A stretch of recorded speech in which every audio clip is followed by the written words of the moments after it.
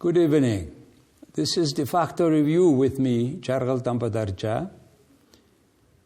As you know, we highlight two events of last week and share our own analysis on that two issues.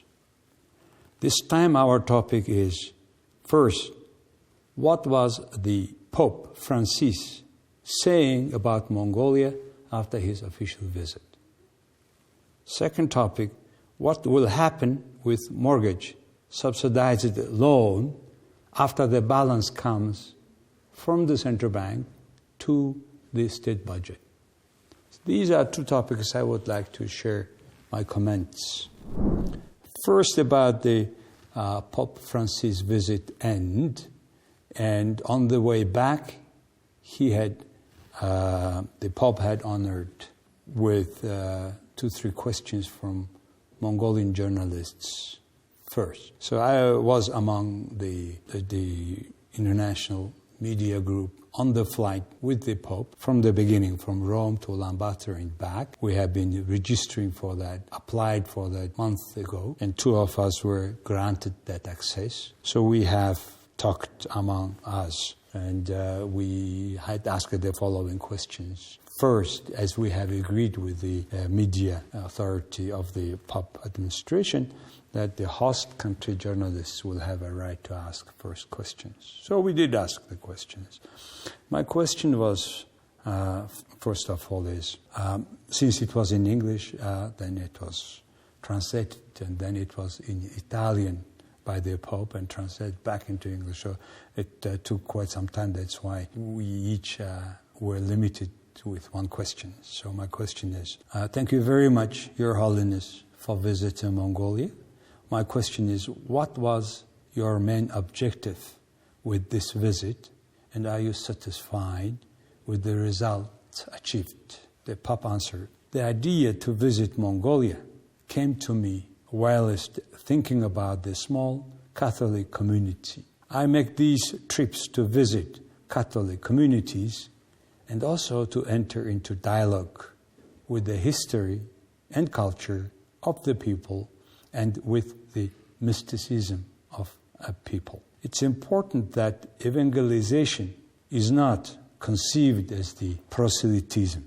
Proselytism always restricts. Pope Benedict said that faith does not grow by proselytism, but by attractions. The proclamation of the gospel enters into dialogue with culture. There is an evangelization of culture and also an inculturation of the gospel, because Christians also express their Christian values with the culture of their own people.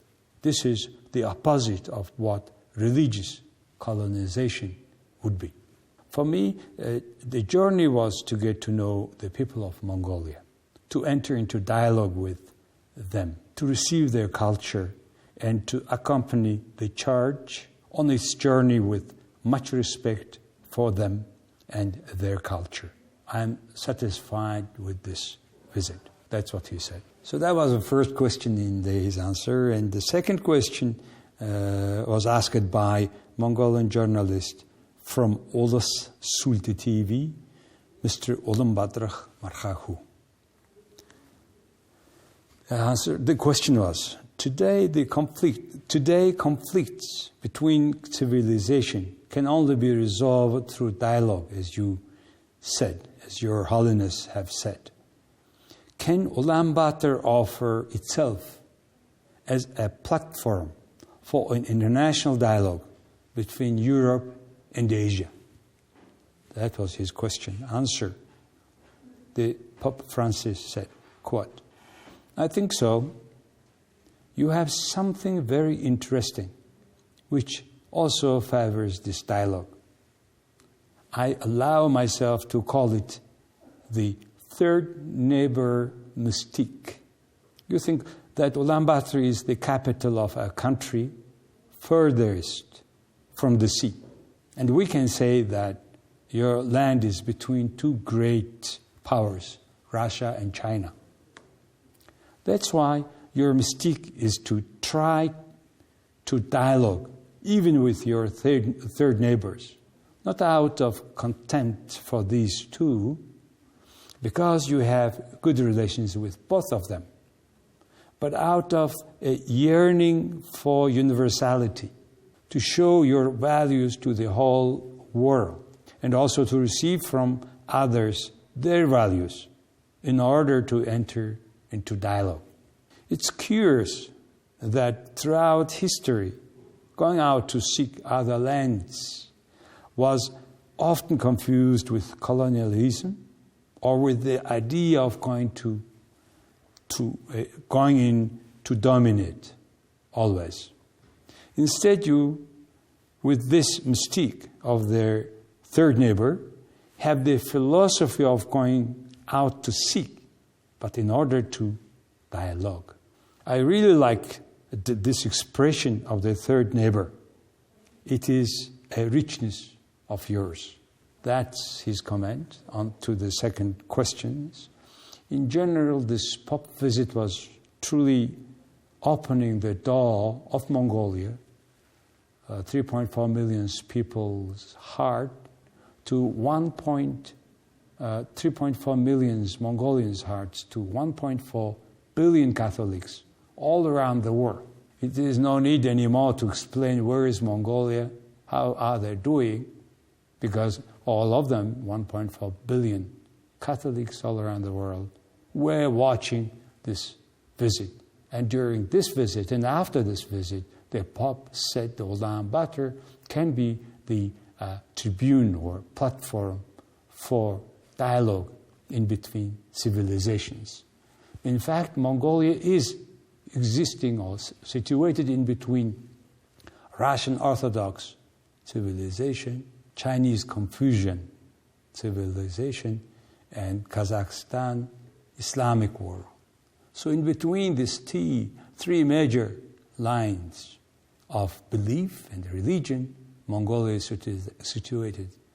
That's why we are happy to note that Ulaanbaatar can be a good place for dialogue, endorsed by the Pope, who is the God for this 1.4 billion people. That's, I would say, general conclusion from my side on the Pope Francis visit to Mongolia for 4 days, during which I had to honor to follow every steps during this visit in Mongolia.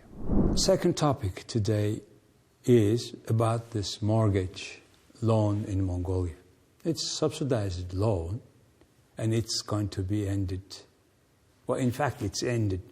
By July 1st, the balance of this mortgage, subsidized mortgage, is to move from the central bank budget balance to the government balance or Minister of Finance, which is long expected, and by economic rationale, it is to be there with the government, not the central bank. Unfortunately, it was with the central bank all the time, causing more inflation in the country and not giving a chance for people to understand completely what's going on. Well, after 10 years, this subsidized loan, what has happened? Some 106,000 people got this loan with initially 8% interest rate a year and now 6% interest a year, which is becoming unsustainable. The government, the Mongolia, cannot go with that the subsidized loan anymore. We need to reconsider the way how it was done and find a new way, more productive way that does not harm the economy or the rest of the people, other than those who got the loan. So according to state municipality survey in 2022, there are 228,000 households in so-called Ger district, outskirts of Ulaanbaatar, out of which 80% are eager to exchange their land for apartments or to buy new apartments. So there is still 180 or so thousand households are looking for any chance to have an apartment with normal infrastructure, in particular sanitation condition. So what happened with this total, the budget? As I said, 100,000 families got apartments with the subsidized loan. For last 5 years, on the average, 16,000 new apartments were made in Ulaanbaatar. 16,000. Around 6,000 to 7,000 people get that subsidized loan, a mortgage loan from the banks. And so say out of 16,000, 7,000 people were buying it with the loan, and 10,000 remaining on the free market. Of course, some people buy already third, fourth apartments just to keep away their wealth from inflation, which is now 10%. Last year it was 14%, so which is substantially high, as you see. So people are now saying that a citizen in the Bayangol district was saying that, oh, I have applied for this subsidized loan from Qalumt Bank for last 6 months. And before 6 months, he's applied, no result so far, and now 55 square meter apartments he had applied for is now 160 million MNT.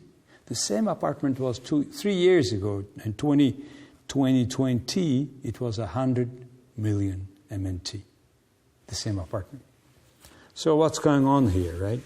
That's the question we need to answer seriously and honestly. Central Bank had stopped subsidizing the commercial banks 6% mortgage loan from July 1st, as it is finally moving to the Minister of Finance. What was happening was 80% of the money coming from the central bank, all for around 300, 400, sometimes 500 billion MNT, and 20% was coming from the commercial bank. The commercial bank was facilitating this 80% with the discounted rate, but also in their own way with 15% interest rate, they were issuing mortgage. Can you imagine 15% after 7 years, you pay one apartment. 14 years, 2 apartments price. So it's unsustainable. Now what's going to happen is commercial banks will not anymore borrow the money when the policy rate of the central bank is 13% a year. They keep increasing, rightly so, because it should be compared with the inflation. Inflation is now 10% as of the statistics as of this quarter saying. And last year it was 14%. The policy rate was even lower than one digit policy rate. So it cannot go anymore. Now Ministry of Finance and the Ministry of Construction and Urban Development in charge of this new discounted mortgage loan.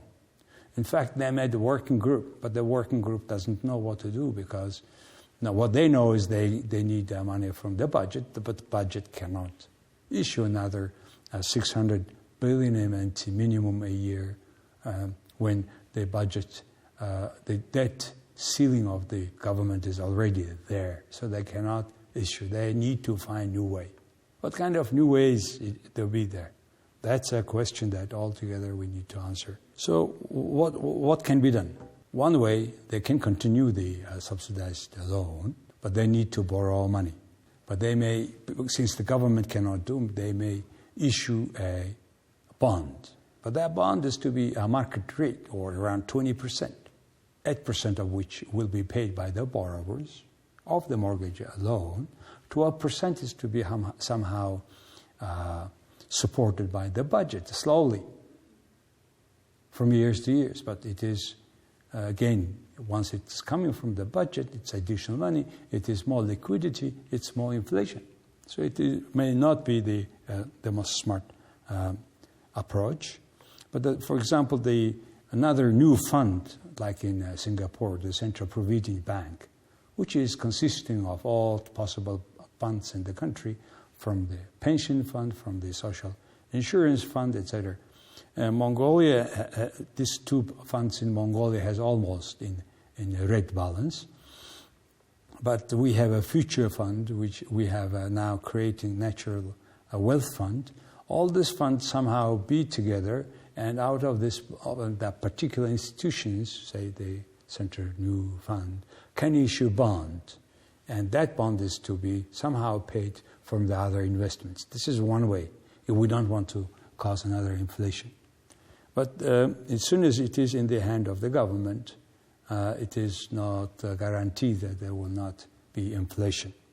Second way, to stop this program, as it was till 2013. You know, as soon as the discounted mortgage loan was announced in 2013, the apartments' price have increased immediately 2 times. It caused further inflation. And it is done in that way for the last 10 years. Of course, this idea itself is the discount house, the mortgage loan is an idea good if the inflation in a country is, say, less than 2-3%. Unfortunately, it is not the case in Mongolia. So once you are about more than 10%, then you cannot talk about mortgage. Only thing we can talk is, in that case, since the price have increased twice, we can stop completely so that the market makes own decisions. What happens if there is this discounted mortgage? The market is to be sober and to have a culture and to sell the apartments cheaper. The price will go down.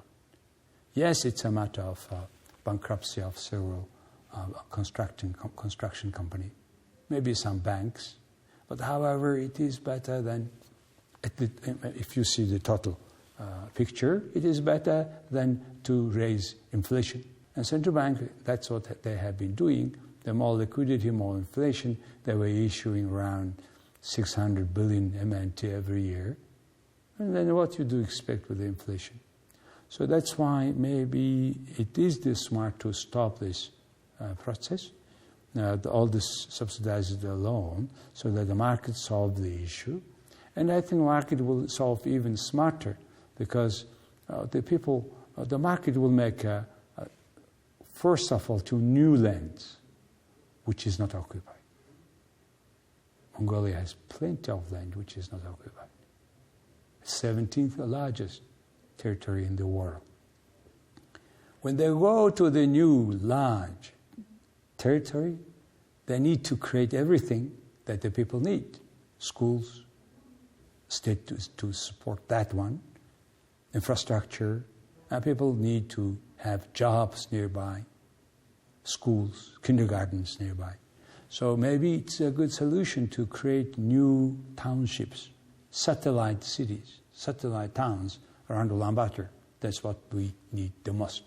Maybe it's a good solution for traffic jam as well.